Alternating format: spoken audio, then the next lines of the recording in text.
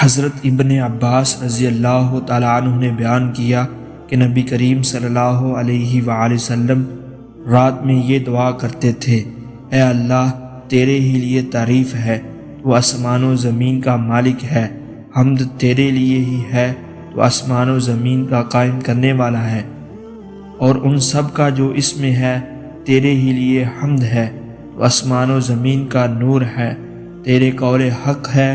اور تیرا وعدہ سچ ہے، اور تیری ملاقات سچ ہے، اور جنت سچ ہے، اور دوزخ سچ ہے، اور قیامت سچ ہے۔ اے اللہ، میں نے تیرے ہی سامنے سر جھکا دیا، میں تجھ ہی پر ایمان لایا، میں نے تیرے ہی اوپر بھروسہ کیا اور تیری ہی طرف رجوع کیا، میں نے تیری ہی مدد کے ساتھ مقابلہ کیا، اور میں تجھ ہی سے انصاف کا طلبگار ہوں۔ بس تو میری مغفرت کر ان تمام گناہوں میں جو میں پہلے کر چکا ہوں اور جو بعد میں مجھ سے صادر ہوں، جو میں نے چھپا رکھے ہیں اور جن کا میں نے اظہار کیا ہے۔ تو ہی میرا معبود ہے، تیرے سوا اور کوئی معبود نہیں۔ اور ہم سے ثابت بن محمد نے بیان کیا کہ کہا، ہم سے سفیان ثوری نے پھر یہی حدیث بیان کی،